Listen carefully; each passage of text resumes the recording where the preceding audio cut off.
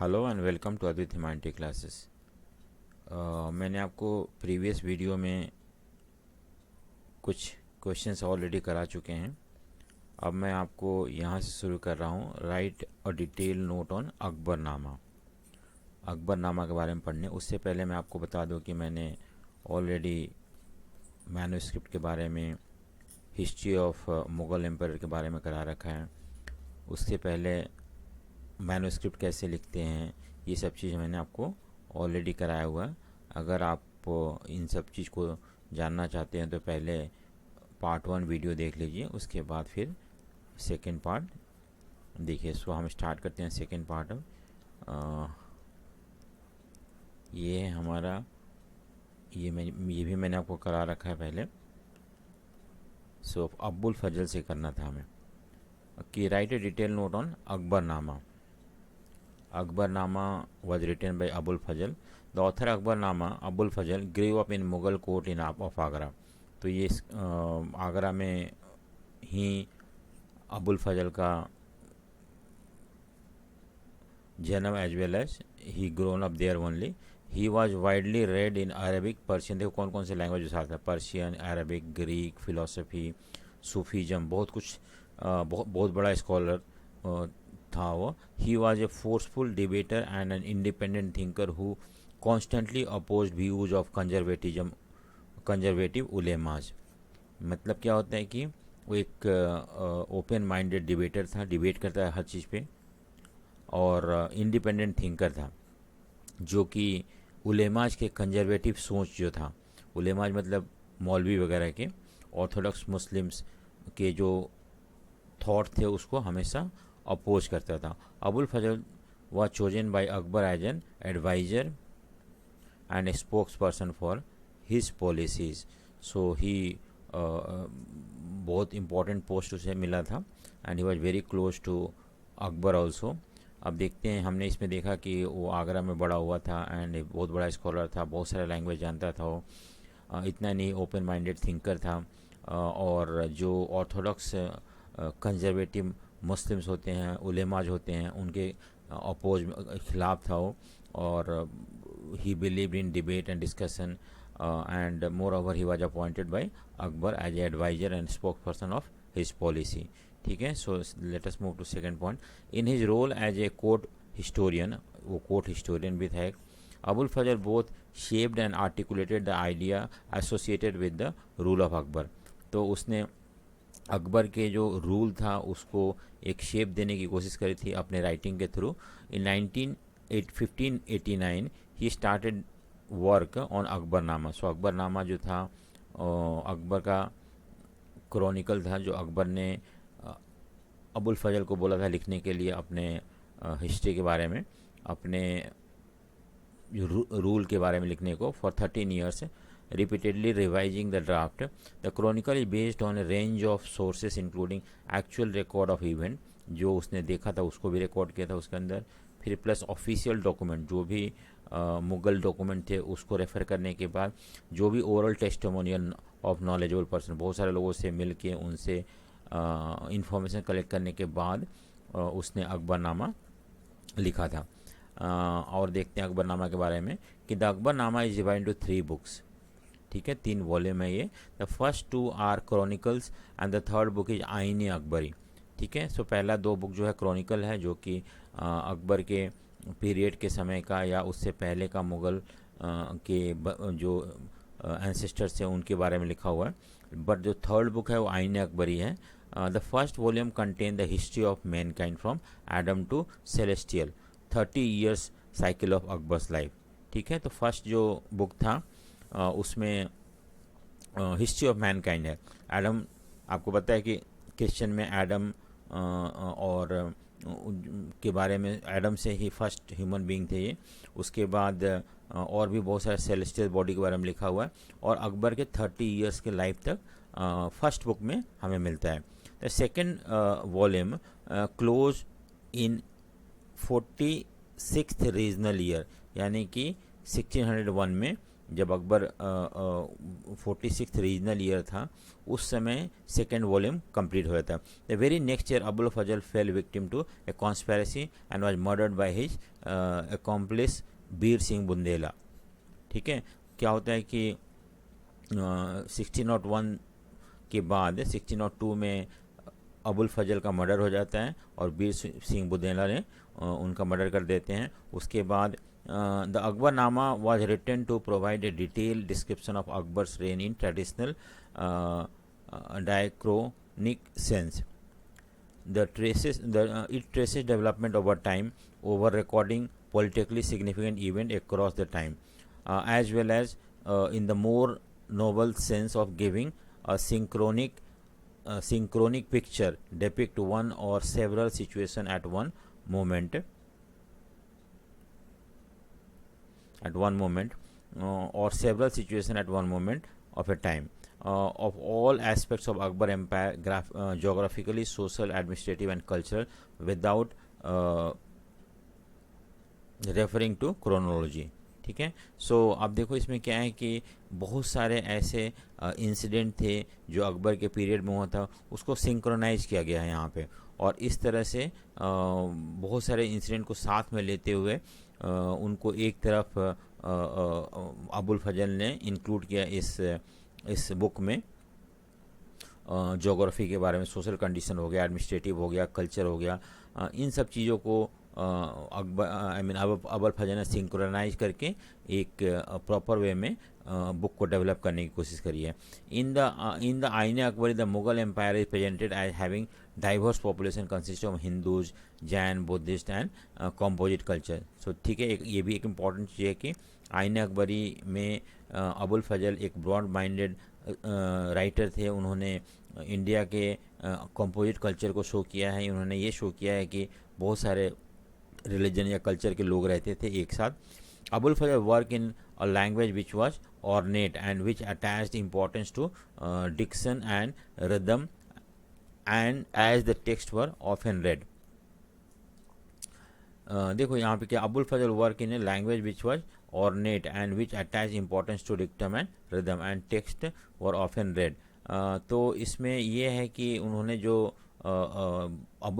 आईने अकबरी लिखा है या अकबरनामा लिखा है, वो एक रिदमिक फॉर्म में लिखा हुआ है, और इसको जब हम पढ़ते हैं तो बहुत ही ऑर्नेट ऑर्नामेंटल वे में इसको एक्सप्लेन किया हुआ है।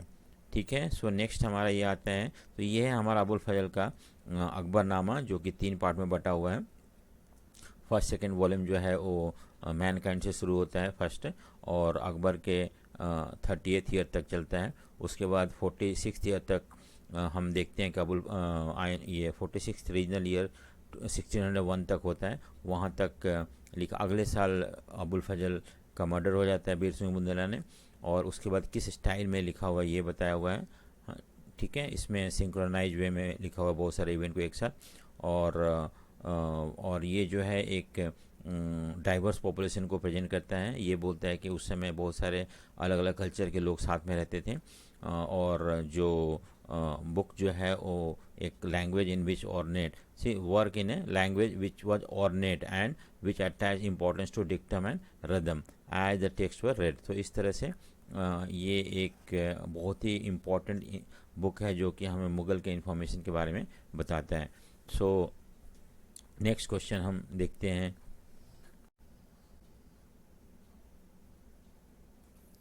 सो नेक्स्ट क्वेश्चन हम देख रहे हैं, राइट ए नोट ऑन बादशाह नामा।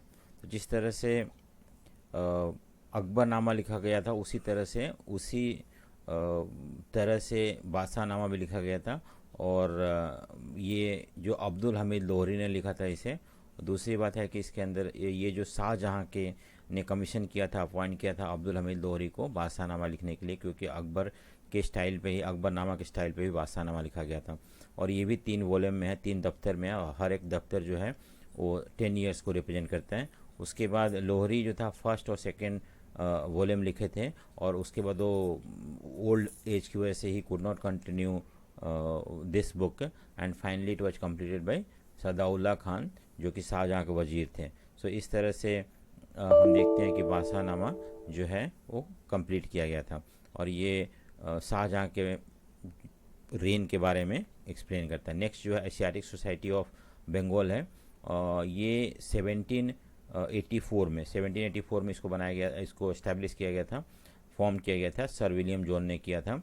और ये एक ऐसा सोसाइटी था जो कि इंडिया के बारे में बहुत सारे बुक्स को इंग्लिश में ट्रांसलेट किया था। मेन ऑब्जेक्टिव इसका यही था कि मुग़ल के समय के जितने भी सारे बुक्स हैं उसको ट्रांसलेट करना इंग्लिश में, जिससे कि इंग्लिश एडमिनिस्ट्रेटर उसको पढ़ सके, समझ सके और वो एक बेटर पोजीशन में हो इंडिया में अपने आप को गवर्न करने में। और इस तरह से हम देखते हैं कि अकबरनामा को भी इंग्लिश में ट्रांसलेट किया गया था इस सोसाइटी के द्वारा, एशियाटिक सोसाइटी के द्वारा, और बादशाहनामा को भी किया गया था। इवन ये जो था आपका अकबरनामा जो था that was translated in English by Henry Beveridge after years of hard work, क्योंकि that was written in Persian and finally it was translated. तो मैंने आपको बताया कि एशियाटिक सोसाइटी ऑफ बंगाल जो था वो विलियम जॉन ने फॉर्म किया था, ये 1784 में हुआ था। और वो इंडिया के बारे में जानना बहुत ज़रूरी था उनको, या किस तरह से मुग़ल एडमिनिस्ट्रेशन किया करते थे, क्योंकि अगर वो इस चीज़ को समझेंगे तो at least they will be in a better position to administer India. And that is the reason many important books of Mughal emperor Mughal empire के बहुत सारे बुक को ट्रांसलेट किया गया था इंग्लिश में, जिससे कि हो सके। नेक्स्ट क्वेश्चन है identify the element that went into the making Mughal ideal kingship, यानी कि मुग़ल का जो किंगशिप है, किंगशिप मतलब होता है कि किस तरह से राजा सिस्टम जो था उसको कैसे प्रोजेक्ट किया गया था जिससे कि लोग जो है रेस्पेक्ट करें। देखो सबसे पहला तो इम्पॉर्टेंट क्वेश्चन है और थोड़ा मुश्किल भी है, तो हम समझने की कोशिश करते हैं कि पहला जो ये था इसका कि डिवाइन लाइट। देखो the court chronicles drew upon many sources to show that the power of Mughal king come directly from the god. अगर इस तरह का वो प्रूव कर सकते हैं तो शायद लोग उनको एक्सेप्ट करेंगे और जो भी बोलेंगे लोग उसको मानेंगे। तो इसलिए जो क्रॉनिकल्स थे या जो भी राइटर्स वगैरह थे मुग़ल एम्पायर के, चाहे तो अबुल फजल हो गए या अब्दुल हमीद लोहरी हो गए, उन्होंने मुग़ल किंग को ये समझाने की कोशिश करी थी कि उनके पास जो भी पावर हो डायरेक्टली गॉड से मिलता है। One of the legend that they narrated was the Mughal queen Alanqua who was impregnated by the rays of sunshine while resting in their tent. The offspring she bore carried this divine light and passed it on from generation to generation.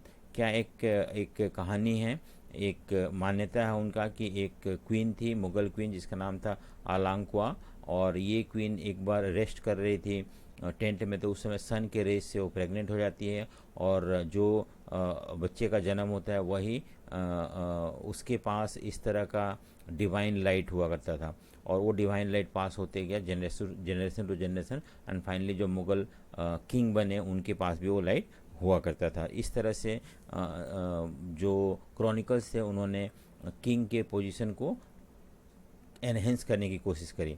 Second है अबुल फजल ने क्या किस तरह से kingship को project किया है। Abul Fazal placed Mughal kingship as the highest station in the hierarchy of object receiving light emanating from the God. देखो ऐसा है कि गॉड का जो लाइट है वो सब तक पहुंचता है, बट सबसे ज़्यादा जो पहुंचता है वो मुग़ल किंग के पास पहुंचता है, मुग़ल किंग के पास पहुंचता है। इस तरह से मुग़ल किंग सबसे ज़्यादा गॉड के करीब है, और what ever light living object receive और नॉन लिविंग ऑब्जेक्ट रिसीव, उसमें सबसे ज़्यादा जो है वो मुग़ल एम्परर को मिलता है। तो इस तरह से here he was inspired by the famous Iranian Sufi Suhrawardi, Shihabuddin Suhrawardi, who first developed this idea. According to this idea, there was a hierarchy in which the divine light was transmitted to the king, who then become the source of spiritual guidance for his subject. देखो क्या मानता था कि अबुल फजल क्या मानता था कि जो ये आइडिया उसने ईरान से ईरानियन सूफ़ी थे जिसका नाम था साहिबुद्दीन सुहारवर्दी, उनसे ये आइडिया अबुल फजल ने लिया था, और ये बोला था कि वैसे तो सबको सन का रेज मिलता है, सन का लाइट मिलता है, सन का गाइडेंस मिलता है, बट सबसे ज़्यादा गाइडेंस जो है वो, सबसे ज़्यादा लाइट जो है वो किंग को मिलता है। और इस तरह से किंग जो है एक सबसे बड़ा आई मीन पर्सन है जो कि who is in a position to guide everybody and so everybody should surrender to him.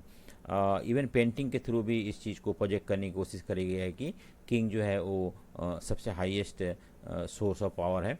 Painting that accompanied the narrative of the chronicles transmitted these ideas in a way that left a lasting impression on the mind of the viewers. Mughal artists from 17th century onward begin to portray emperor wearing the hollow which they saw on the emperor painting of Christ and a Virgin Mary to symbolize the light of God. हमने even बहुत सारे Indian God और goddesses के पीछे एक light हमने देखा है जो कि ये एक शो करता है divine light.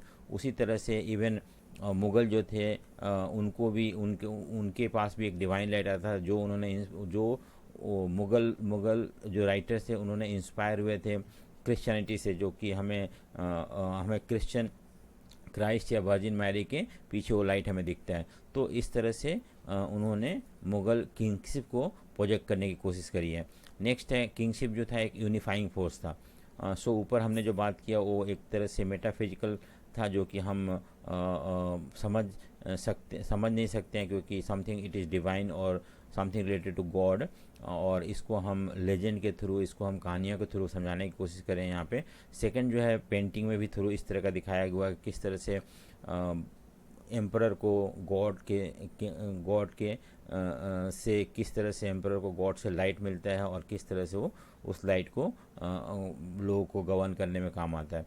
So the unifying force the Mughal chronicle present empire as a comprising of many different ethnic and religious community, Hindu Jain Muslims वगैरह सब रहते थे। As the source of all peace and stability the emperor stood above all the religious and ethic, क्योंकि जो राजा है या जो emperor है उस बाकी सारे धर्मों के लोगों से ऊपर हैं और मीडिएटेड अमंग देम। अगर मान लो कि उनके बीच में कोई अगर टेंशन है, कन्फ्लिक्ट है, तो it is the king who mediate और make sure that everybody live peacefully और सबको पीस एंड जस्टिस मिले, ये राजा का जो ड्यूटी था। And in this way he try to unify everybody even though there was lot of diversity in the subject. Second, Abul Fazl described the idea of Sulh Kul, absolute peace, as the cornerstone of enlightened rule. देखो सुलह कुल जो था एक दीन इलाही, एक religion या एक code of conduct Akbar ने introduce किया था, और इसका मतलब होता है कि एब्सोल्यूट पीस, यानी कि चाहे तो Sulh Kul all religious and schools of thoughts had freedom of expression but on condition that they did not undermine the authority of the state and fighting on themselves. तो सुलह कुल जो था दीन इलाही एक तरह से, और ये जो अकबर को जब डाउट होने लगा कि her there is some problem in Muslim Islam also, तो उन्होंने बहुत सारे दूसरे धर्म के गुरुओं को बुलाया और डिस्कशन एंड डिबेट कराया, और हर धर्म के जो रिलीजियस लीडर थे उनको फ्रीडम था कि वो कुछ भी अपना धर्म को अच्छा बनाने के लिए कुछ भी मतलब आर्गूमेंट रख सकते हैं, लेकिन एक कंडीशन था कि वो स्टेट को अथॉरिटी को चैलेंज नहीं करेंगे। नेक्स्ट है कि द आइडिया ऑफ सुलह कुल was implemented through state policy. The nobility under the Mughal was a composite one comprising Iranian, Turanis, Afghan, Rajput, Deccanese, all of whom were given position and award purely on the basis of their service and loyalty to the king. देखो सुलह कुल जो था ये state policy बन गया था, और अकबर ने इसको इंट्रोड्यूस करने की कोशिश करी थी, इम्प्लीमेंट करने की कोशिश करी थी। दूसरी बात है कि इनके जो नोबल्स थे, मुग़ल नोबल्स थे, वो अलग अलग जगहों से थे। ईरान के थे, कुछ तुरानी नोबल्स थे, अफ़गानी नोबल्स थे, इवन राजपूत थे, डेक्कनीज थे, ये सारे थे। और इन सारे नोबल्स को जो पोजीशन मिलता था वो डिपेंड करता था कि वो किस तरह का सर्विस जो है वो मुग़ल एम्परर को प्रोवाइड करते हैं, या कितने क्लोज हैं मुग़ल एम्परर के, कितने लॉयल हैं, उसके बेसिस पे उनको ये पोजीशन दिया जाता था। Akbar's abolish the tax on pilgrimage. So this is something religious tolerance that we see with Akbar, कि उन्होंने पिलग्रिमेज टैक्स जो था पहले मुग़ल किंग जो थे वो उन्होंने इंट्रोड्यूस कर रखा था कि कोई भी हिंदू अगर धर्म यात्रा के लिए जाता तो उन पर टैक्स लगता था। सो 1563 में, और जजिया जो था वो भी एक नॉन मुस्लिमों के ऊपर लगाया जाता था। तो ये दोनों टैक्स जो था एक तरह से Hindu use to hate this, and finally Akbar ने हिंदुओं को सपोर्ट लेने के लिए या बाकी धर्मों को लोगों को इक्वल पोजीशन में लाने के लिए उन्होंने ये टैक्सेस हटा दिया था। Based upon religious discrimination, instrument were sent to officers of the empire to follow the perfect sulh kul, यानी सबको बराबर ट्रीट किया जाएगा, किसी भी तरह का डिस्क्रिमिनेशन नहीं होगा as far as the tax collection is concern. So ये भी एक प्रोजेक्ट करता है कि किस तरह से किंगशिप को रखा जाता था। नेक्स्ट है, all Mughal emperor gave grant to support the building and maintenance of place of worship. देखो कि जो किंग थे या एम्पर थे वो सारे धर्म के लोगों को हेल्प करते थे, सारे धर्म के लोगों को आई मीन ग्रांट देते थे, पैसे देते थे, जिससे कि वो अपने रिलीजियस प्लेस को मेंटेन कर सकें। Even when the temple were destroyed during war, grants were later issued for their repair, as we know from the reign of Shahjahan and Aurangzeb. However, during the reign of later the jizya was reimposed on non-Muslims subject। देखो I mean उन्होंने क्या किया था कि अगर कभी भी वार के समय किसी भी टेम्पल्स वगैरह जो थे अगर वो टूट जाते थे तो उसको रिपेयर करने के लिए जो एम्पर पैसा दिया करते थे, और शाहजहां ने भी ऐसा किया, इवन औरंगजेब ने भी ऐसा किया। लेकिन औरंगजेब थोड़ा बहुत ज़्यादा ऑर्थोडॉक्स था, उसने जजिया दोबारा से इम्पोज कर दिया था, जो कि अकबर ने हटा दिया था।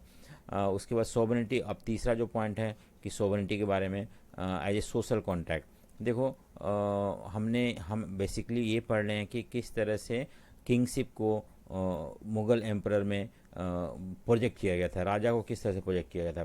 फर्स्ट पॉइंट है इसमें हमें ये बताया हुआ कि राजा जो है वो ही receives light from the God and thereby he is in a better position to understand and rule the people.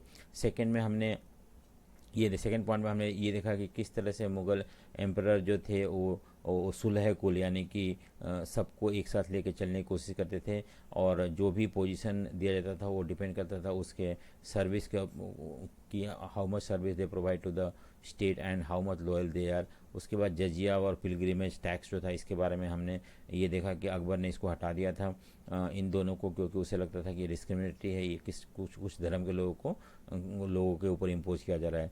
लेकिन और ये भी हमने देखा कि अगर मंदिर वगैरह टूट जाते थे या वार के समय बहुत सारे अगर मंदिर टूटते थे तो उसको रिपेयर करने के लिए किंग उनको पैसा भी दिया करता था। प्लस शाहजहां और औरंगजेब ने भी ये पॉलिसी फॉलो किया था या कंटिन्यू करा था, बट औरंगजेब जो था जजिया इम्प्लीमेंट कर देता है। नेक्स्ट है sovereignty as a social contract. देखो सोवरेनिटी मतलब supreme power, whatever power that king enjoy, that is called sovereignty. Supreme power of the state is called sovereignty. So यहाँ पे हम देखते हैं कि सोवरेनिटी एक सोशल कॉन्ट्रैक्ट है, यानी कि लोग जो है राजा को अपना पावर सरेंडर कर देते हैं, and there is a contract between emperor and the subject, and whatever power they surrender to the king accordingly he has to rule, he can not rule on his own. So Abul Fazal जो था इस social contract theory को support करता है। Abul Fazal defined sovereignty as a social contract. The emperor protect the 4 essence of his subject. क्या क्या? उनके life को प्रोटेक्ट करता है, उनके प्रॉपर्टी को, ऑनर को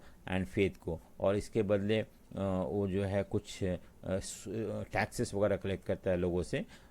तो ये एक कॉन्ट्रैक्ट है, एंड इसी कॉन्ट्रैक्ट के बेसिस पे king has been given power to rule the people. Only just sovereign were taught to be able to honor the contract with power and divine guidance। देखो अगर राजा अच्छा है तो ये जो कॉन्ट्रैक्ट है इसको एक्सेप्ट करेगा और लोगों को रूल करेगा based upon this contract only, as well as जो लाइट उसे मिल रहा है गॉड से, उस लाइट के बेसिस पे।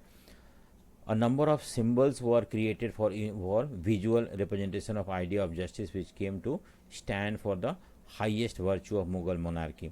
One of the favorite symbol used by artists was the motif of a lion and the lamb। देखो lion और lamb जो है they are sewn together। What does it mean? That even powerful, rich and poor all are living together। यहाँ पे एक तरह से हम सोशल हार्मनी की बात करते हैं। यहाँ पे हम ये देखते हैं कि किंग जो है it is his duty to to protect each and every section of a subject, चाहे वो किसी भी धर्म का हो। तो इस तरह से हम देखते हैं कि सोवरेनिटी के बारे में बताया हुआ है, किंगशिप के बारे में बताया हुआ है। नेक्स्ट है कि write a note on capital during the Mughal empire. तो ये एक आसान क्वेश्चन है कि कैपिटल उनका कहाँ कहाँ हुआ करता था। So the heart of the Mughal empire was the capital city where the court assembled. तो कैपिटल की इंपॉर्टेंट था क्योंकि राजा वहाँ होता था और वहाँ पे कोर्ट असेंबल होता था। Capital city of Mughal frequently shifted during 16 and 17 century. तो कहाँ कहाँ पे शिफ्ट होता है हम देखते हैं उसके बारे में। On the one of the region was that Sikri was located to Ajmer where Dargah of Sheikh Mohiddin Chishti was an important Pilgrim centre. देखो आपको पता है कि जब बाबर आया था या उसने मुग़ल एम्पायर इस्टेब्लिश किया था इंडिया में, तो उसने लाहौर को कैपिटल बनाया था। उसके बाद अकबर जो है वो आगरा पहले था, उसके बाद फतेहपुर सिकरी शिफ्ट कर दिया गया। फतेहपुर सिकरी शिफ्ट करने का कुछ कारण है there are some reason why Akbar shifted the capital from Agra to Fatehpur Sikri. क्योंकि फतेहपुर सिकरी जो था अजमेर जाने का, मान लो अजमेर है और यहाँ पे आगरा है, तो आगरा से रास्ते में वो पड़ता था। और ये एक तरह से फतेहपुर सिकरी उस समय या आज भी सेंटर ऑफ पिलग्रिमेज है, लोग वहाँ पे मन्नतें मांगने जाते हैं। तो Akbar commission the construction of white marble tomb for Sheikh Salim Chishti next to the majestic Friday mosque in Sikri. अगर आप जाओगे फतेहपुर सिकरी आगरा में, तो वहाँ पे देखोगे कि वहाँ पे शेख सलीम चिश्ती जो शेख मोहिद्दीन चिश्ती के डिसाइपल थे, उनका वहाँ पे ये बना हुआ है, टूम बना हुआ है, जिसमें कि लोग वहाँ भी जाके मन्नतें मांगते हैं। नेक्स्ट है कि द एनॉर्मस आर्क्ड गेटवे बुलंद दरवाज़ा जो कि फतेहपुर सिकरी में है, was meant to remind visitors of Mughal victory in Gujarat. ये इम्पॉर्टेंट है कि अकबर ने दिल्ली से गुजरात 11 डेज में पहुंच गए थे। उस समय ये जाना बहुत बड़ी बात थी, और वहाँ जाकर उन्होंने गुजरात में जो रिवोल्ट हुआ था मुग़ल एम्पायर के ख़िलाफ़, उसको डिफीट किया था। एंड उसी को याद रखने के लिए, या to commemorate the victory in Gujarat he commissioned एक बहुत बड़ा गेटवे, जो कि वर्ल्ड का सबसे बड़ा गेटवे है, जिसको बोलते हैं Buland Darwaza. 1585 in the capital was transfer to Lahore to bring the north west under greater control. And Akbar was the frontier for 13 years. Akbar ने आगरा से फतेहपुर से फिर लाहौर कैपिटल शिफ्ट कर दिया था क्योंकि अकबर को ये लगता था कि वहाँ से नॉर्थ वेस्टर्न प्रोविंसेस फ्रंटियर को वो बेटर वे में वॉच कर पाएंगे या उसको प्रोटेक्ट कर पाएंगे, क्योंकि बहुत सारा नॉर्थ वेस्टर्न पार्ट से मुग़ल एम्पायर को अटैक होता था, और उससे बचने के लिए ये ज़रूरी था कि कैपिटल वहाँ शिफ्ट करें। तो Shahjahan focused on building activity while which was the most visible and tangible sign of dynastic power, wealth and prestige. देखो आपको पता है कि सबसे बड़ा जो रूलर थे, मुग़ल एम्पायर था, वो था शाहजहाँ, क्योंकि उसने बहुत एफर्ट लगाया बिल्डिंग बनवाने में। आज ताजमहल या रेड फोर्ट जो है ये शाहजहाँ का ही बनाया हुआ है। In case of Muslim rulers it was also considered an act of PT. ठीक है, सो ये भी है कि कौन सा राजा ने किस आपको पता है कि दिल्ली शाहजहाँ ने कैपिटल शिफ्ट कर दिया था, और रेड फोर्ट यहाँ बनाया गया था, जामा मस्जिद बनवाया गया था, वो शाहजहाँ ने बनवाया था। In 1648 the court army and household move from Agra to newly completed imperial capital Shahjahanabad, जो कि दिल्ली में है। It was a new addition to the old residential city of Delhi. Red Fort, Jama Masjid बनाया गया था, वहाँ चांदनी चौक क्रिएट किया गया था, और इस तरह से तो Shahjahan new city was more appropriate for the grand monarchy. और ये भी एक कैपिटल था जो कि, तो हमें यहाँ पे सिर्फ ये सब लिखना है कि बाबर के समय जो था लाहौर था, और अकबर के समय हम आगरा था, फिर फतेहपुर सिकरी था, फिर फाइनली लाहौर चला जाता है। उसके बाद शाहजहाँ जो था उसने दिल्ली शिफ्ट कर दिया था, जिसका नाम था शाहजहाँबाद। रेड फोर्ट वगैरह ये सब बनाया गया था, जामा मस्जिद, चांदनी चौक वगैरह क्रिएट किया गया था, और इस तरह से दिल्ली व shifted to Delhi. Capital shifted to Delhi, ठीक है। सो नेक्स्ट हम क्वेश्चन देखते हैं कि in what ways would the daily routine and special festivity associated with Mughal court have conveyed a sense of power of emperor. तो जितने भी सारे फेस्टिवल्स होते थे या जितने भी सारे राजा का जो डेली रूटीन था उसे किस तरह का पावर शो करता था कि what do we assume about the power of the Mughal emperor with the daily routine that he used to follow and what all special festivals में वो किस तरह से बिहेव करता था उसके बारे में। तो मुगल एम्पायर के बारे में हमें क्या पता चलता है, देखो एक्सिस मुंडी अ पिलर और the pole that visualize by the supporter of the earth. कुछ लोग ऐसा मानते हैं कि एक पिलर है जिसके ऊपर अर्थ जो है पूरा सस्टेन कर रहा है, अगर ये पिलर में कुछ भी हो जाता है तो अर्थ अपने पोजीशन से हिल सकता है। तो उसी तरह से जो राजा जो था या जो physical arrangement of court focused on the sovereignty. तो जो कोर्ट के अंदर जो किंग होते थे, किंग जहाँ बैठते थे, जो थ्रोन होता था वो एक तरह से एक्सिस मुंडी जैसा माना जाता है। अगर वो सेफ है तो entire state will remain in a correct position. Otherwise अगर थ्रोन जो अगर उसमें कोई प्रॉब्लम आता है तो certainly it will have adverse impact on the whole kingdom itself. Status of sir it was centre piece. यहाँ पे हम बात करते हैं physical arrangement of court focus on the sovereign. तो कोर्ट में सबसे बड़ा सोवरिन मतलब यहाँ पे किंग की बात कर रहे हैं, किंग थे। मेरा status as a heart of the society और वो सेंटर ऑफ द सोसाइटी हुआ करते। Its centre piece was there for the throne मतलब तख्त जहाँ पे राजा बैठता था, which gave physical form to the function of sovereign as axis mundi. क्योंकि अगर थ्रोन फॉर्म है अपनी जगह पे तो एवरीथिंग इज ऑल राइट, अगर नहीं है तो सारा सिस्टम जो है वो वीक हो जाएगा। सो दूसरा जो था कि स्टेटस ऑफ मुगल एलिट्स मतलब होता है कि जो नोबल्स थे उनके बारे में बात करें। In court status was determined by spatial proximity to king. देखो एक किंग जहाँ बैठता है और उसके पास जो बहुत पास होता है वो they are very close to king, जो और दूर होता है वो उससे कम क्लोज है। सो ये डिस्टेंस के ऊपर डिपेंड करता है कि how important a minister is, how near they sit to the king, that decide their position in the court. The place accorded to the courtiers by the ruler was a sign of his importance in the eyes of the emperor. कितना पास है उसके ऊपर depend करता है। Conduct in the court में किस तरह से बिहेव करना है जो कोर्टियर्स थे या नोबल्स थे। Once the emperor sat on the throne no one was permitted to move from his position. So this show that how important, how powerful, how respectable king used to be, or leave without permission. Social control in the court was exercised through carefully defining in full details. Social control in court was exercised through carefully defining the full details. The forms of addresses, courtesies and speeches which were acceptable in court. So court में जो लोग भी होते थे उन्हें कुछ etiquettes follow करने होते थे, किस तरह से वो एड्रेस करते हैं किंग को, कर्टिसीज क्या क्या फॉलो करते हैं, और स्पीचेज वगैरह वो सारे चीज़ को कुछ रूल्स होते थे उसके अकॉर्डिंग उन्हें फॉलो करना पड़ता था। अगर उससे कोई भी डिबेट होता था तो ऐसे लोगों को पनिश किया जाता था एट द सेम टाइम अगर नोटिस होता था तो। सैल्यूटेशन ऑफ द रूलर, किस तरह से जो नोबल्स थे वो सैल्यूट करते थे रूलर को, ये भी एक सिंबल था कोर्ट का। The form of salutation to the ruler indicate the person status in the hierarchy. कौन कैसे सैल्यूट करता है रूलर को, किस तरह से एड्रेस करता है, वो डिसाइड करता था कि वो हमें इससे पता चलता है कि वो किस हायरार्की पे है, किस पोस्ट पे है। अगर बहुत ज़्यादा डीप प्रोस्ट्रेशन है या बहुत ज़्यादा झुकते हैं तो इसका मतलब हायर स्टेटस है।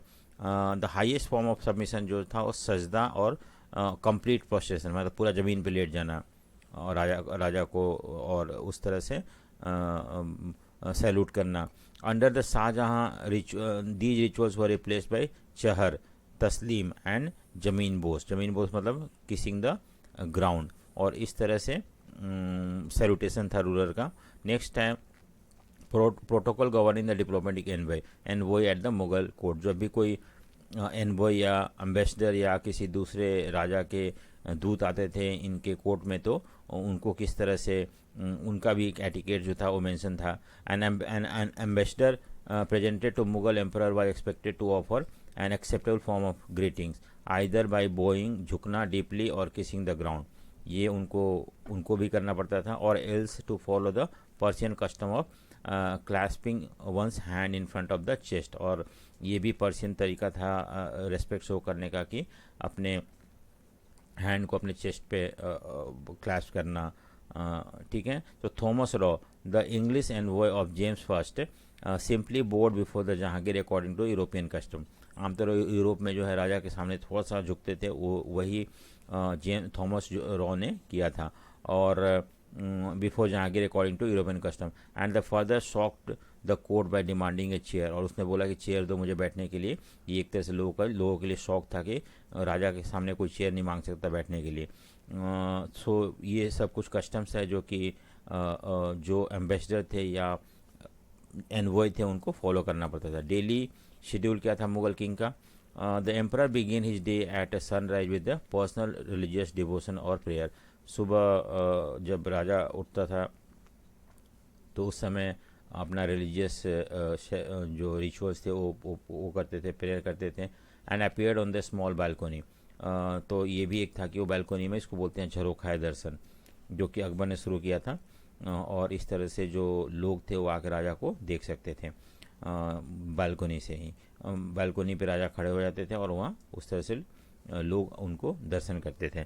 दीवाने आम जो होता है, after spending an hour at the jharokha the emperor walk to the public hall of audiences. Diwan-e Aam जहाँ पे कि पब्लिक ऑडियंस था, to conduct the primary business of government. State official presented report and made request. अगर मान लो कि state official वहाँ आते थे और एम्परर से रिक्वेस्ट करते थे, कुछ ग्रांट मांगना होता था या जो भी उनका रिपोर्ट होता था वो सबमिट करते थे किंग के सामने.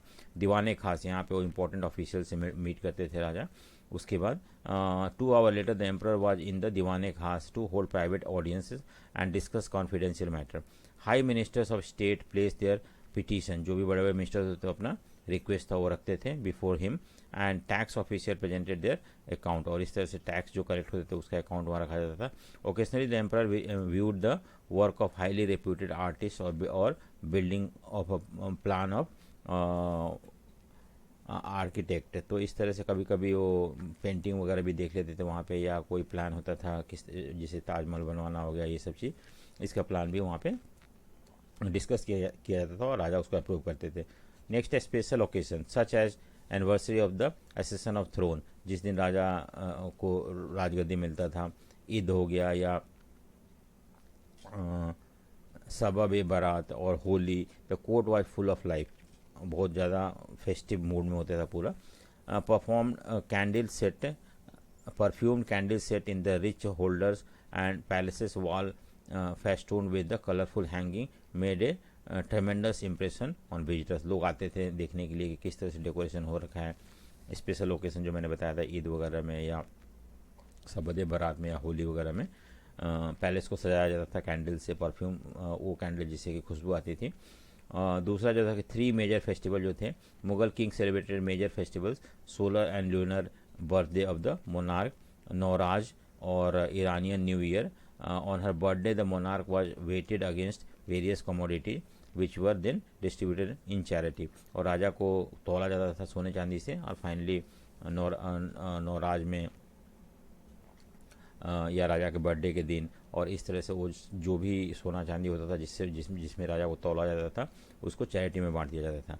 सो इस तरह से हम देखते हैं कि किस तरह का कस्टम वगैरह फॉलो किया जाता था कोर्ट में, किस तरह का सैल्यूटेशन होता था, किस तरह का एनवॉय वगैरह कैसे बिहेव करते थे कोर्ट में, या अगर राजा का डेली रूटीन क्या था, फेस्टिवल ओकेशन में किस तरह से राजा बिहेव करते थे, राजा का क्या रूटीन हुआ करता, ये सारे हमने इसमें देखा. सो नेक्स्ट हम मूव कर रहे हैं दूसरे क्वेश्चन पे. जैसे कि यहाँ पे है आपका the granting of titles to man of merit was an important aspect of Mughal policy explain. यानी कि राजा जो थे कुछ इम्पॉर्टेंट लोगों को जो मैन ऑफ मेरिट थे, जो कि राजा के लिए बहुत ज़्यादा विक्ट्री लेके आते थे या और भी बहुत सारे इम्पॉर्टेंट वर्क परफॉर्म करते थे, ऐसे लोगों को राजा कुछ टाइटल्स वगैरह दिया करते थे, तो उसके बारे में हम पढ़ते हैं। Granting of titles, the granting of titles to men of merit was an important aspect of Mughal policy. ठीक है, a man's ascent in the court hierarchy could be traced through the titles he hold। एक court में जो भी official होते थे वो किस तरह का टाइटल होल्ड करते थे, उससे उसका पोजीशन हमें पता चलता था। ये टाइटल असफ खान जो था हाईएस्ट मिनिस्टर थे। उसके बाद मिर्ज़ा राजा जो था वो औरंगजेब ने अपने दो हाईएस्ट रैंकिंग नोबल्स को, जय सिंह को, जसवंत सिंह को दिया था। और उसका the title could be earned, अगर मान लो कि हम टाइटल अर्न भी कर सकते थे बाई पेइंग मनी। अगर आप 1 लाख रुपये देते हो तो जैसे कि मीर खान थे, उन्होंने अपने नाम के पहले ए लगाया था और इस तरह से आमिर खान बन गए थे और उन्होंने 1 लाख रुपीज़ औरंगजेब को दिया था इसके लिए। सो टाइटल हम खरीद भी सकते थे।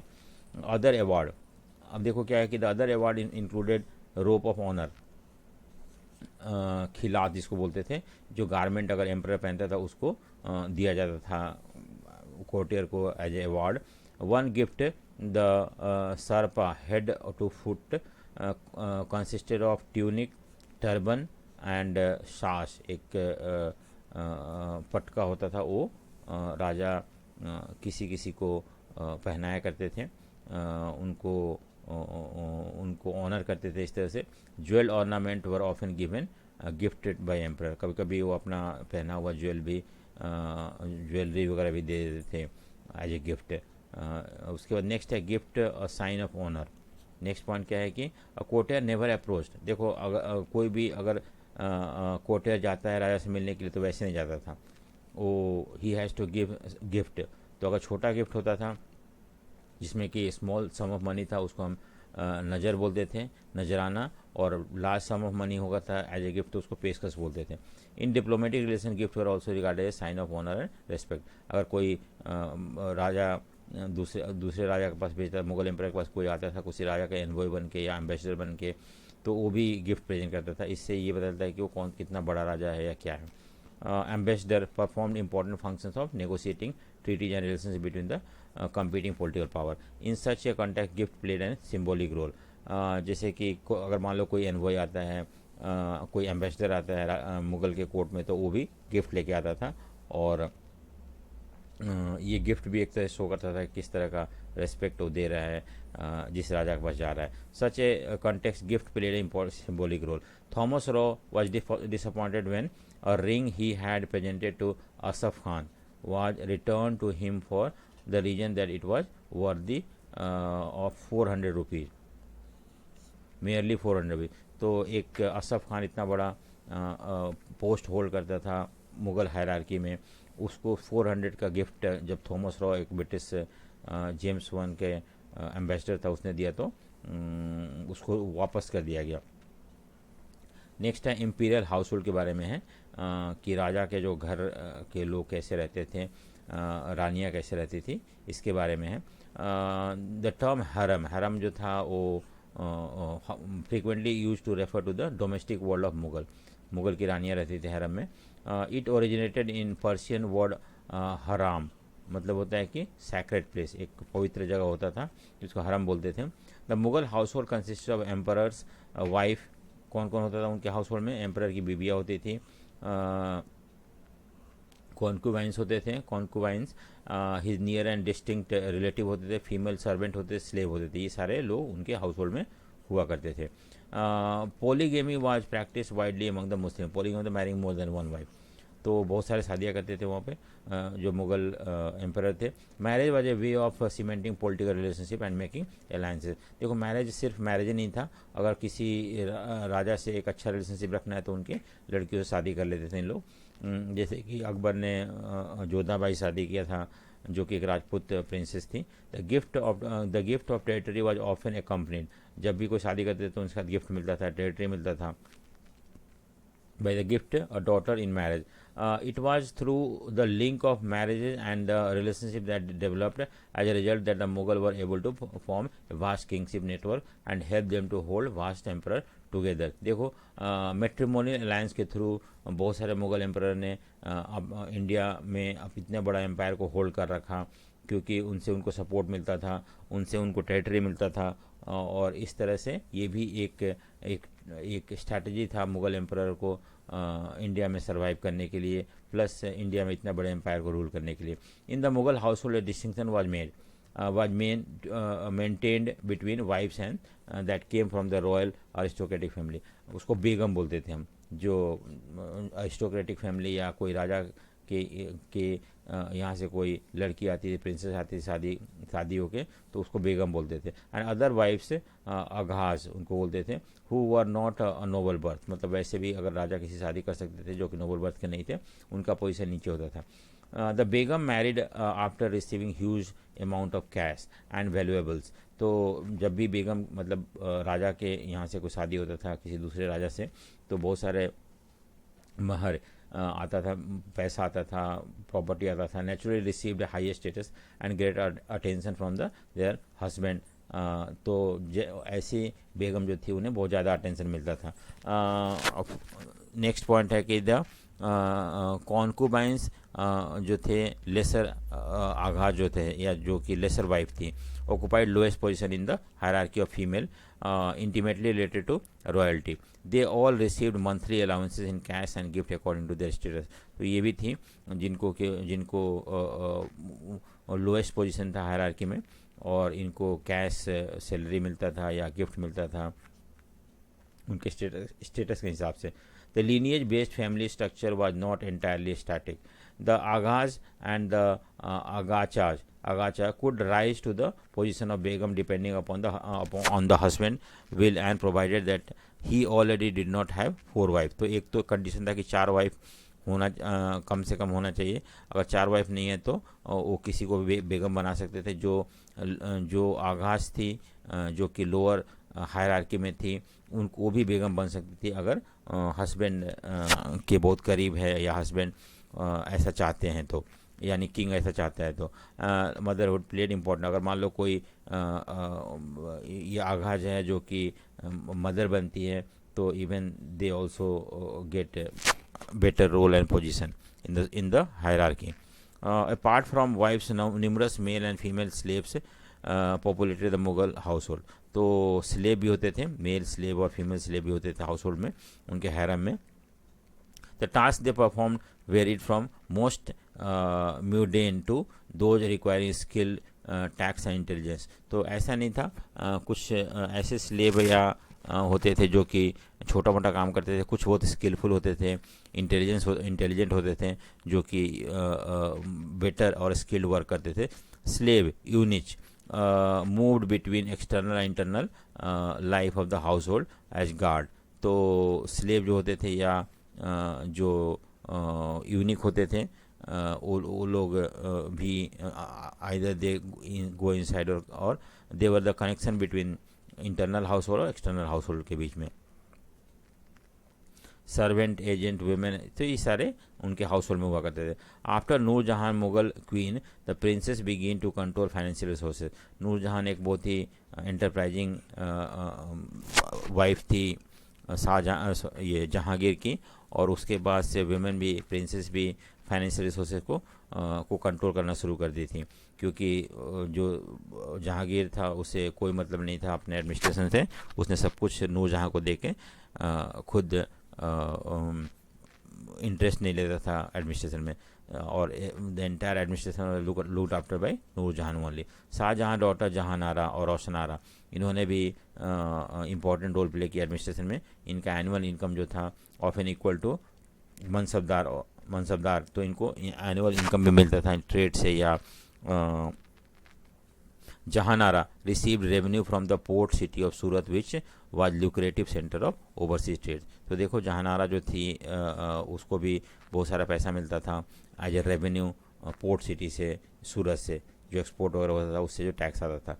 नेक्स्ट है control over resources enable important women of the Mughal household to commission buildings and gardens. बहुत सारे ऐसे वीमेन थी जिनके पास सोर्स ऑफ इनकम बहुत ज़्यादा था, और उन्होंने बहुत सारे बिल्डिंग गार्डन वगैरह बनवाया था अपने पैसे से। Jahanara participated in many architectural project of Shahjahan. New capital Shahjahanabad जो दिल्ली में बनाया गया था, उसमें जहानारा ने पार्टिसिपेट किया था, और उसने उसके देख रेख में बनाया गया था। द बाजार of Chandni Chowk was centre of Shahjahanabad design by Jahanara only. तो ये भी एक विमेन पार्टिसिपेट करती थी आर्किटेक्चर में भी। नेक्स्ट है गुलबदन बेगम, डॉटर ऑफ बाबर थी और रोट हुमायूं नामा। तो देखो ये शो करता है कि पोजीशन ऑफ वुमेन की, even they used to write about the king also. She could write fluently in Turkish and Persian, इसे बहुत सारे लैंग्वेज पता था। Akbar requested her to record memoirs of earlier time to Abul Fazl when he was writing Akbarnama. जब अकबरनामा अबुल फजल लिख रहा था तो उस समय गुलबदन बेगम ने उसे हेल्प किया था या उसे नरेट किया था बाबर के समय का या उससे पहले का जो इंसिडेंट थे उसके बारे में। Gulbadan Begum describe in detail the conflict and tension among the princes and the king and the important mediating role elderly women of the family played in resolving some of these conflict. तो सिर्फ गुलबदन बेगम ने ये भी बताया कि बहुत सारे टेंशन होते थे प्रिंसेस और किंग के बीच में, और वुमेन जो थी एल्डरली वुमेन इन टेंशन को बातचीत करके रिजॉल्व करने की कोशिश करती थी। सो नेक्स्ट है कि नेक्स्ट क्वेश्चन हमारा देख रहे हैं कि what was the distinctive feature of Mughal nobility, what shape their relationship with the emperor. So nobles थे, उनका क्या पोजीशन था और क्या रिलेशनशिप था जो एम्परर के साथ। So the rich historians provide us information about the Mughal state in which imperial organization was depend on several institutions to make the state function properly। बहुत सारे इंस्टीट्यूशन थे वहाँ पे।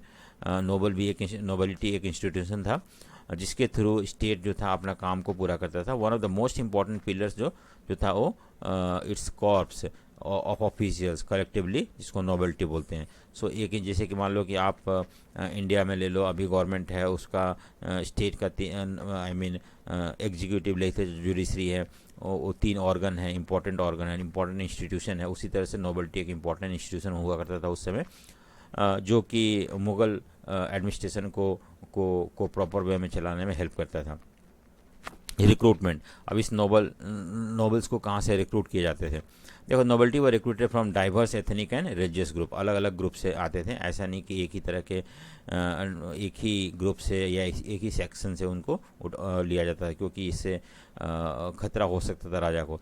This ensure that no faction was large enough to challenge the authority of the state. देखो, अगर मान लो कोई एक फैक्शन बहुत स्ट्रांग हो जाता है तो चैलेंज कर सकता है एम्परर को या स्टेट को, और इसकी वजह से अलग अलग सेक्शन से उनको लिया जाता था।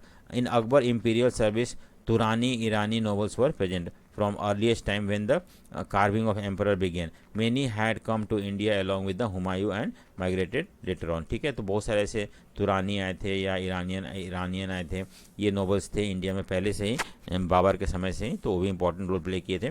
और हुमायूं जब पर्सिया से आया था तो उस समय बहुत सारे नोबल इंडिया में, या बाद में भी बहुत सारे नोबल इंडिया में आए थे। 2 ruling group of Indian origin enter the imperial service from 1560, यानी कि अकबर के समय का ऑनवर्ड द राजपूत थे और द इंडियन मुस्लिम थे। शेख ज़्यादा बोलते थे इनको, ये भी they also become the part of Mughal nobility. The first to join was the Rajput chief Raja Bharmal Kachhwaha of Amer Amber to whose daughter Akbar got married, जो हम जोधा बाई की बात करते हैं यहाँ पे। तो इस तरह से they also become the part of Mughal nobility after Jodha Bai married to Akbar. उसके बाद members of Hindu caste incline towards education and accountancy were also promoted. जैसे आपको पता है टोडरमल ये बहुत ज़्यादा पढ़े लिखे थे और वेरी गुड एट मैथ्स थे, तो इनको फाइनेंस मिनिस्टर बना दिया गया था, even though he belong to Khatri caste. So anybody of merit can also be raised to the position of nobility.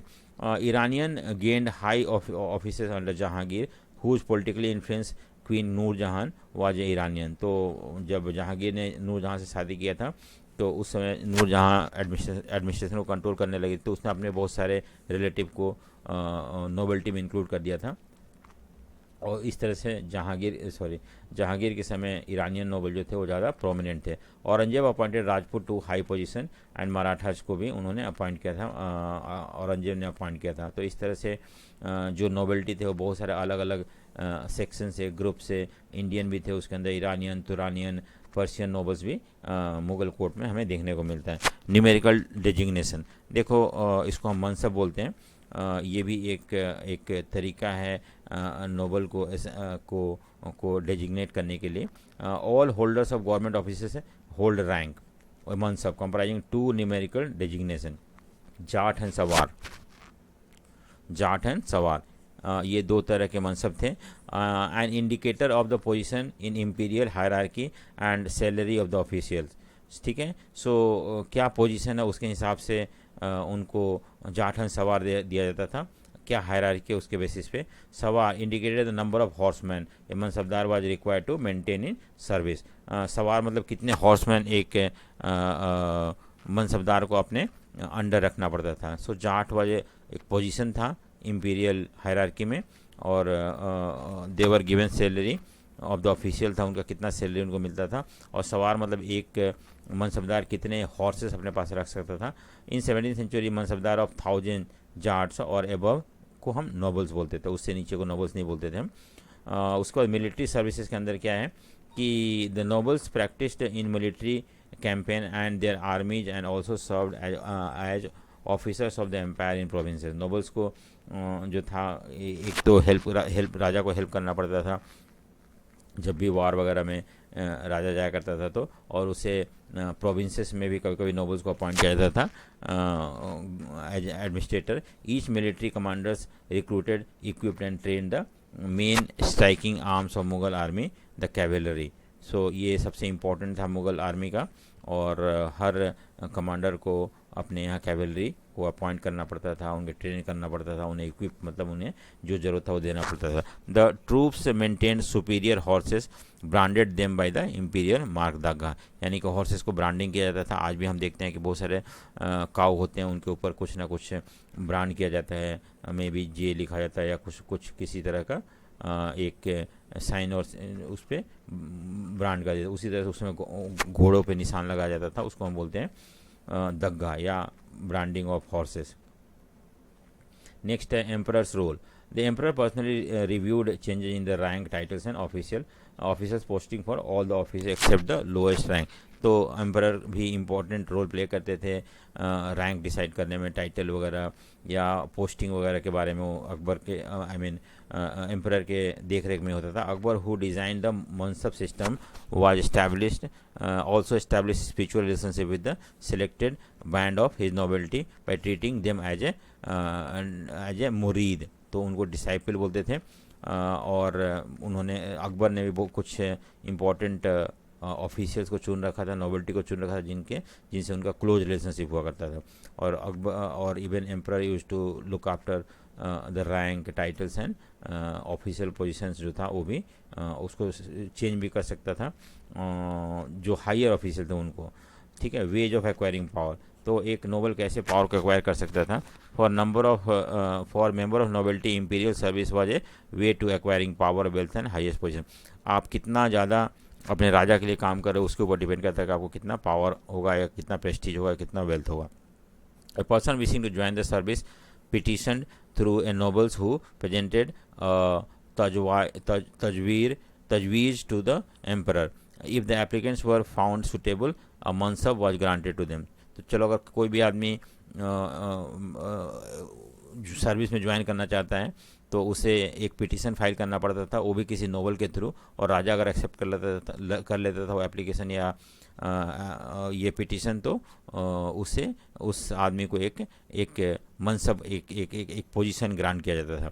The Mir Bakshi जो the pay master grant stood in open court on right of the emperor and presented all the candidate for appointment of the promotion. तो ये एक तरह से मीर बख्शी जो थे head of the army थे, और ये जो थे एम्परर के सामने लोगों को मतलब कैंडिडेट को प्रेजेंट करते थे, और अगर किंग एक्सेप्ट कर लेता है तो उसे पोजीशन या अपॉइंट कर लिया जाता था। द इम्पीरियल इंपॉर्टेंट मिनिस्टर्स कौन कौन थे? मीर बख्शी पे मास्टर जनरल थे, इनको हम आर्मी हेड भी बोलते हैं। दीवाने आला फाइनेंस मिनिस्टर हुआ करते थे ये। Sadr us sudur minister of grant and in charge of appointing local जज एंड काजी। तो ये से कुछ ऑफिशियल होते थे, इंपॉर्टेंट मिनिस्टर्स होते थे। नेक्स्ट है the three ministers occasionally came together as a advisory body but were independent of each other. जैसे ये तीनों थे ना, मीर बख्शी, दीवाने आला एंड सदर और सुदूर जो थे ये एक तरह से एडवाइजरी कमेटी में थे, जो कि राजा को एडवाइस देते थे किसी इंपॉर्टेंट मैटर पे, लेकिन तीनों इंडिपेंडेंट थे। Akbar with these and other advisers shape the administration and physical monetary institution of the empire. तो राजा जो थे अकबर इनसे एडवाइस लेते थे, उसके बेसिस पे ही वो मॉनेटरी पॉलिसी को या फिजिकल पॉलिसी को या एडमिनिस्ट्रेशन को डिसाइड करते थे किस तरह का एडमिनिस्ट्रेशन होना चाहिए।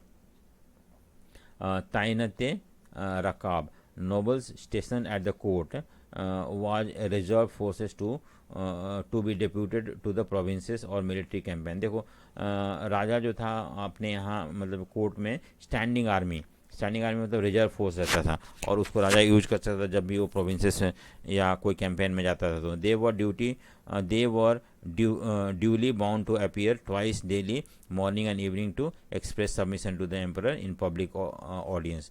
और ऐसे जो रिजर्व फोर्सेस थे उनको सुबह और शाम को राजा के सामने प्रेजेंट होना पड़ता था, ये शो करने के लिए कि they are obedience and submitted to the king and whenever their service is needed they are ready to provide it.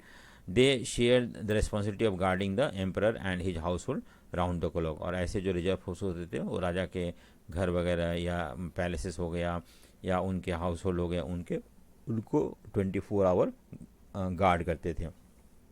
Next है हमारा कि how did the Mughal emperor keep detail and exact record of the end the spread information. तो किस तरह से उन लोग empire में क्या क्या हो रहा है उसका इन्फॉर्मेशन कलेक्ट करते थे और कैसे कोई भी मैसेज को इन्फॉर्मेशन को एक जैसे दूसरे जगह पहुँचाते थे।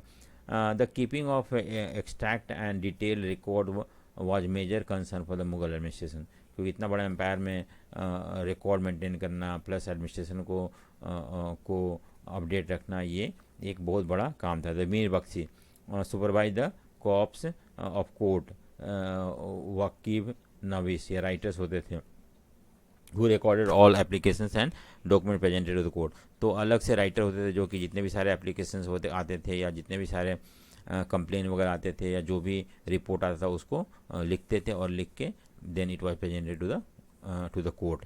एजेंट्स वकील of nobles and regional rulers recorded the entire proceeding of the court under the heading news from the exalted court. और इस तरह से उसको प्रेजेंट किया, जो भी कोर्ट में प्रोसीडिंग होता था उसको रिकॉर्ड किया जाता था and finally it was submitted to the king with date and time. Akbar at continued all kind of information such attendance of the court में कितने लोग रहते थे, ग्रांट ऑफ ऑफिसर क्या क्या ग्रांट दिया गया, टाइटल्स क्या क्या दिया गया, वो सारा रिकॉर्ड करके रखा जाता था। डिप्लोमेटिक मिशन कौन कौन बाहर से लोग आए मिलने के लिए दूसरे राजाओं के पास से, प्रेजेंट रिसीव्ड क्या क्या प्रेजेंट रिसीव हुआ, enquiries made by the emperor on the health of the officer के सारे ऑफिसर हेल्दी हैं कि नहीं है, वो सब चीज़ भी रिकॉर्ड रखा जाता था। इस तरह से king use to maintain all the information. This information is valuable for writing the history of the public and private lives of the king and the nobles। तो इस तरह से अगर जब हिस्टोरियन मुगल एम्पायर के हिस्ट्री को लिखने लगे तो ये सारे जो इन्फॉर्मेशन कलेक्ट करके रखा गया था वो उन्हें हेल्प किया था। News reports and the important official documents travelled across the length and the breadth of the region under Mughal rule by imperial post. तो इम्पीरियल पोस्ट होते थे राउंड द क्लॉक जो थे वो फुट रनर होते थे या घोड़े पे जो थे वो उनका ये था कि जैसे मान लो कि रिले होता है, यहाँ से एक पैदल पोस्टमैन जो था यहाँ से यहाँ गया वो मैसेज को आगे कर दिया, फिर वहाँ से दूसरा आदमी चलेगा, फिर वहाँ से तीसरा आदमी चलेगा, और इस तरह से पूरा लेंथ एंड ब्रेथ में हम देखते हैं कि मैसेज या इन्फॉर्मेशन या रिपोर्ट राजा तक पहुँच जाता था। The emperor received report from the distant provinces capital with in few days. तो ये इतना एफिशिएंट पोस्टल सिस्टम था उनका जो कि राउंड द क्लॉक चलता रहता था और इससे राजा को बहुत दूर एरिया से भी उन्हें इन्फॉर्मेशन मिल जाता था। नेक्स्ट है discuss the major feature of Mughal provincial administration, how did the centre control the provinces. देखो प्रोविंशियल मतलब एक तो जो मान लो कि ये कैपिटल है और भी बहुत सारे प्रोविंशियल एडमिनिस्ट्रेशन होते थे जो कि उनके अंडर में थे। तो किस तरह से जो किंग थे या एम्परर था वो प्रोविंशियल एडमिनिस्ट्रेशन को कंट्रोल करता था।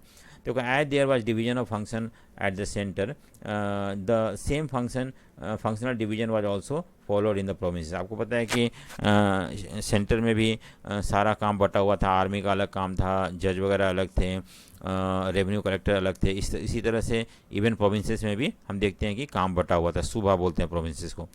Important officers were diwan, bakshi and sadr. ये जो थे प्रोविंसेस के, दीवान मतलब होता है कि रेवेन्यू कलेक्टर हो गए, फाइनेंस मिनिस्टर हो गए, बख्शी मतलब आर्मी के हेड हो गए, सदर मतलब जज वगैरह हो गए। The head of the provincial administration was governor, सूबेदार, who directly reported to the emperor. और हर प्रोविंस का एक हेड होता है जिसको हम गवर्नर बोलते थे, and governor had to report to the king. उनके अंडर जो थे दीवान, बख्शी, सदर, जज वगैरह ये होते थे। ईच सूबा वाज डिवाइडेड इनटू सरकार। देखो सबसे पहले तो प्रोविंस था, प्रोविंस के बाद सूबा आ गया, सूबा के बाद सरकार आ गया। जैसे कि आपको पता है कि कंट्री हो गया, कंट्री स्टेट में बटा हुआ, स्टेट डिस्ट्रिक्ट में बटा हुआ। उसी तरह से प्रोविंस, उसी तरह से एम्पायर होता था। उसके बाद उसको एम्पायर वाज डिवाइडेड इनटू सरकार, और सरकार वाज डिवाइडेड इनटू सूबा वाज डिवाइडेड इनटू सरकार। इस ये डिवीजन था। और ईच सूबा वाज डिवाइडेड इनटू सरकार। फौजदार commander were deployed in each सरकार with the heavy cavalry and musketeers. तो हर सरकार में, डिस्ट्रिक्ट में हम देखते हैं कि आर्मी डिप्लॉयड होते थे, हॉर्समैन और आर्मी वगैरह होते थे, जो कि अगर कुछ किसी भी तरह का प्रॉब्लम होता था तो वहाँ पे उसको कंट्रोल किया जाता था। The local administration was looked after by the at the level of, और नीचे सरकार, आपका सरकार के नीचे जो था परगना था। क्या था? परगना। तो परगना हुआ करता था, सब डिस्ट्रिक्ट बोलते थे।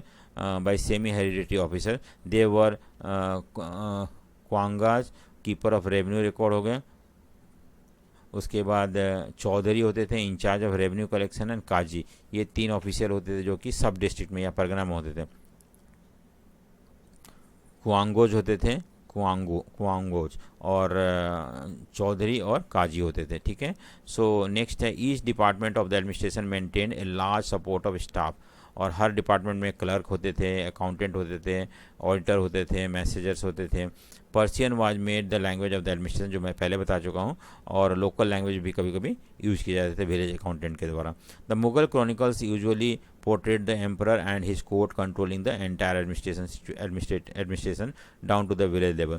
The relationship between the local landed magnates and the zamindar and the representative of the emperor was sometimes marked by conflict over the authority and share of resources. The zamindar often succeeded in mobilizing peasants support against them. तो ये शुरू से रहा है कि state जो था या मुगल सेंटर था और लोकल एडमिनिस्ट्रेशन में हमेशा कन्फ्लिक्ट हुआ करता था। जो लोकल लेवल पे ज़मींदार थे वो बहुत स्ट्रॉन्ग थे, क्योंकि उनका सारे पीजेंट से सपोर्ट था।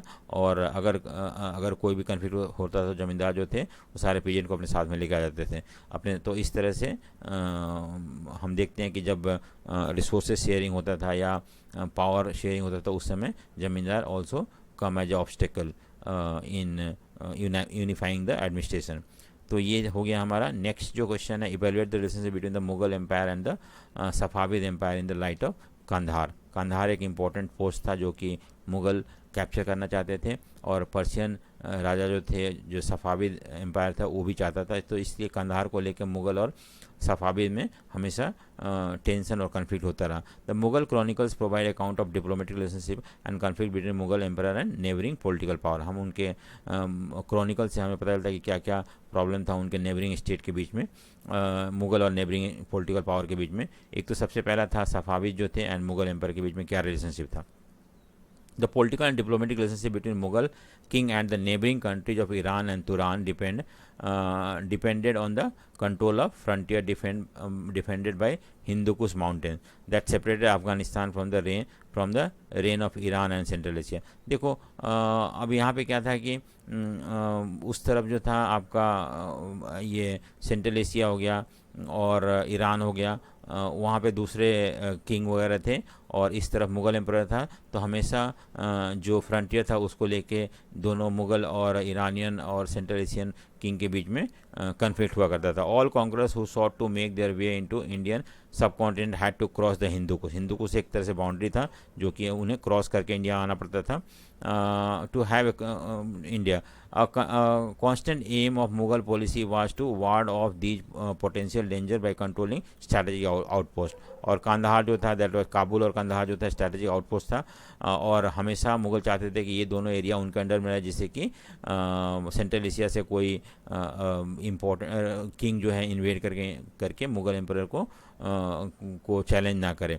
Kandahar was the bone of contention between Safavid और मुगल के बीच में था। The fortress town had initially been possession of Humayun. आपको पता है कि हुमायूं के अंडर में था, लेकिन बाद में इन 1595 बाय द अकबर, बाद में अकबर ने उसको दोबारा से कैप्चर कर लेता है। और while the Safavid court retain diplomatic relations with the Mughal, it continue the state claim of Kandahar.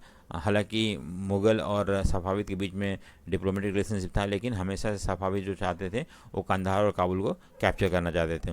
1630 में हम देखते हैं जहांगीर ने शाहजहां को भेजा था envoy to the court of Shah Abbas to Mughal case for retention of Kandahar, but the mission failed. तो जहांगीर ने कोशिश किया था डिप्लोमेटिकली कांधार को अपने पास रखने के लिए, लेकिन ये मिशन फेल हो जाता है। फिर 1922 में शाहजहां को भेजा जाता है। शाहजहां भी ये पर्शियन आर्मी अटैक करते हैं कांधार को। So the ill prepared Mughal garrison was defeated and had to surrender the fortress city of to Safavid. बाद में 1922 में भी मुगल आर्मी हार जाता है और इस तरह से कांधार जो था वो सफाविद को चला जाता है। ये है एक relationship with the Safavid empire over Kandahar. what factor influenced the relationship between the Mughal and the Ottoman empire. So अब और एक क्वेश्चन है कि ऑटोमन एम्पायर के साथ उनका क्या रिलेशनशिप था। और देखो, relationship between Mughal and the Ottoman was marked by concern to ensure the free movement of merchants and pilgrimage. देखो, दो चीज़ था, एक तो इंडिया के मर्चेंट वहाँ जा सके आराम से और अपना जो गुड्स वगैरह बेच सके, और इंडिया से बहुत सारे पिलग्रिमेज जो थे वो मक्का मदीना जाया करते थे, जो कि ऑटोमन एम्पायर के अंडर में था। तो ये दो कंसर्न था कि वहाँ पे मुगल के एम्पायर के जो मर्चेंट थे, they could go and sell their product easily in Ottoman empire में, और दूसरा था पिलग्रिमेज जो थे उनको भी इजीली एक्सेस मिल सके वहाँ पे।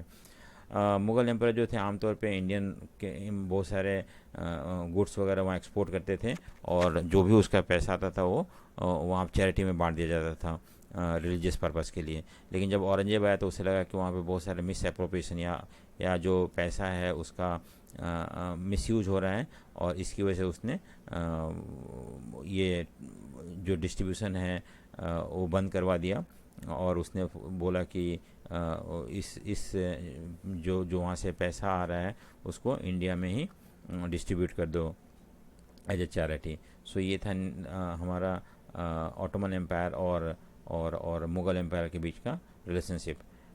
नेक्स्ट है कि what did the jurist came to India, when did and what was their basis of interaction with the Mughal king. तो जूरिस्ट मतलब होता है कि यहाँ पे क्रिश्चियन मिशनरीज को बोलते हैं। So when did the Jesuits came to India, Jesuit, ठीक है। सो कब आए थे इन्होंने, और इनका मुगल से क्रिश्चियन मिशनरीज के बारे में बताया हुआ। Europe received knowledge of India through account of Jesuit missionaries, travellers, merchants and diplomats. And उनका अकाउंट जो था वो एक तरह से हमें ये पता चलता है कि यूरोपियन राइटर्स के थ्रू हमें पता चलता है। The following the discovery of direct sea route to India. आपको पता है कि 15वीं सेंचुरी में पोर्तुगीज़ पहली बार इंडिया में आए थे, और उनके साथ साथ बहुत सारे क्रिश्चियन मिशनरीज भी इंडिया में आ गए थे, और उन्होंने इंडिया में क्रिश्चियनिटी को स्प्रेड करना शुरू कर दिया था। और ये जो थे धीरे धीरे इन्होंने ट्रेड करना शुरू कर दिया।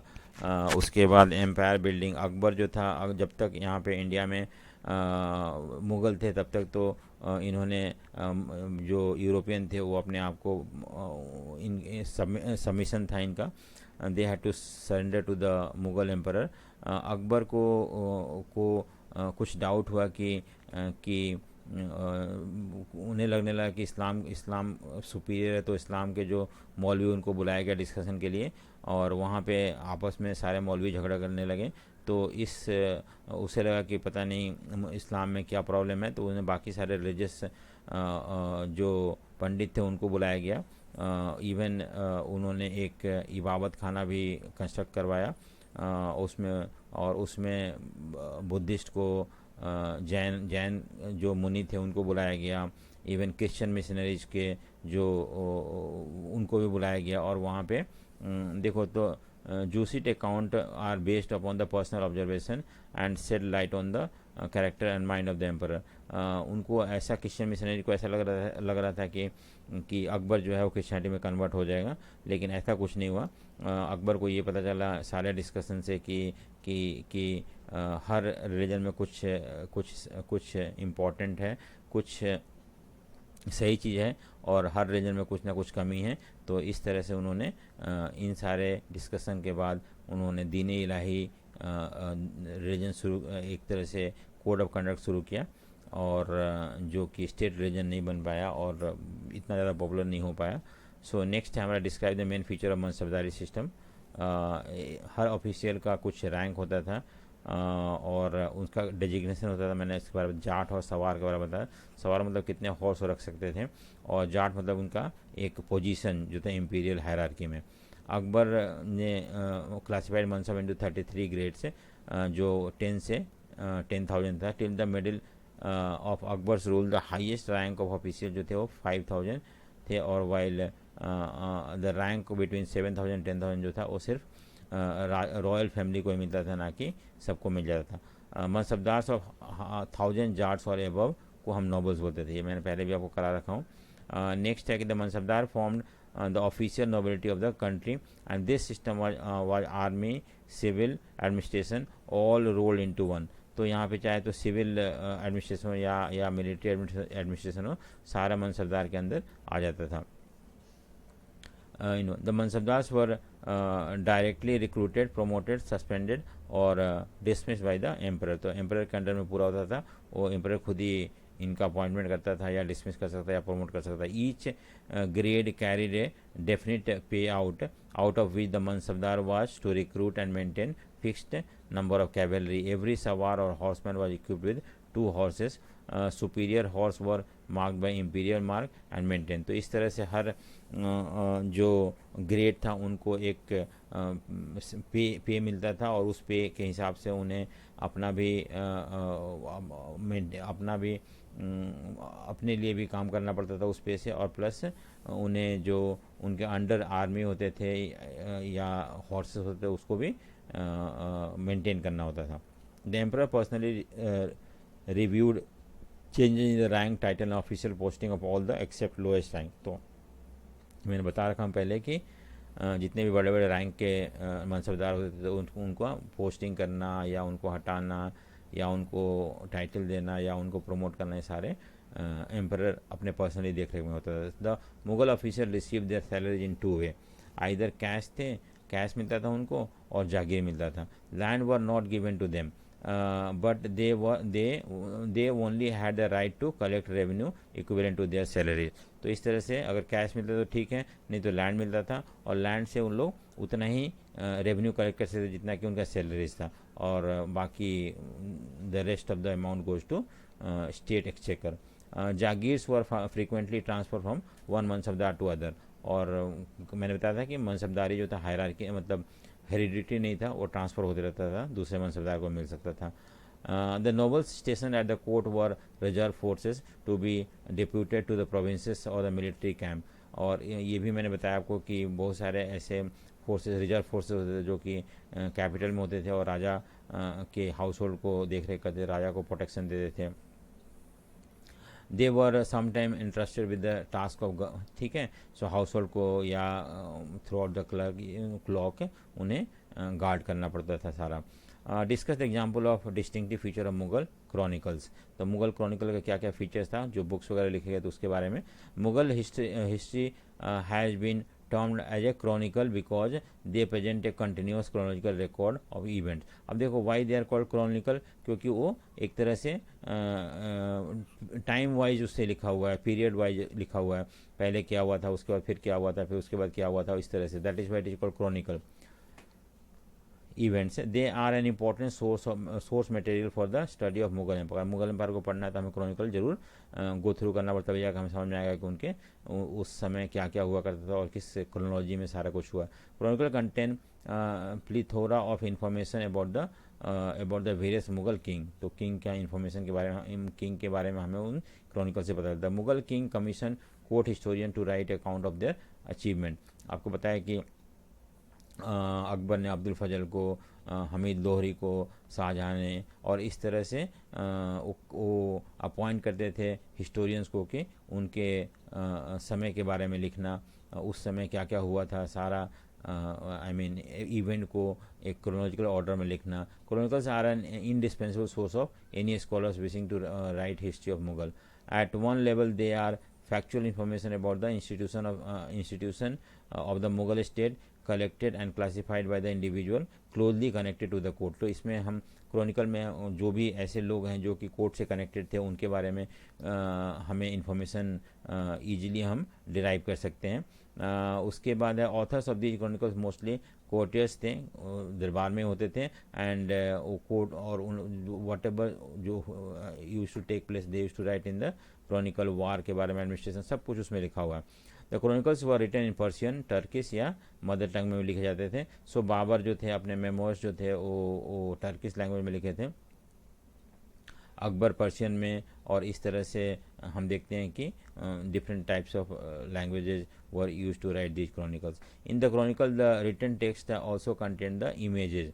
ये मैंने बता रखा हूँ पहले कि पेंटिंग होता था, मिनीचर पेंटिंग होते थे, जो लोग पढ़े लिखे नहीं होते थे वो पिक्चर को देख के ये आइडिया लगा लेते थे कि वो क्या उस पेज में क्या लिखा हुआ है। The text in the chronicles were intended as conveyors of meaning that Mughal ruler sought to impose their domain. The chronicle therefore gave us a glimpse of how the imperial ideology were created and dismantled। किस तरह से Chronicle में हमें जो ideals थे king के, emperor के, वो शो किया जाता था, और इस तरह से लोग उसको पढ़ते थे या लोगों को जब, तो इस तरह से किंग का जो इम्पोर्टेंस है वो शो किया जाता था, डोमिनेंस को प्रूव करने की कोशिश की जाती थी इन क्रॉनिकल के थ्रू।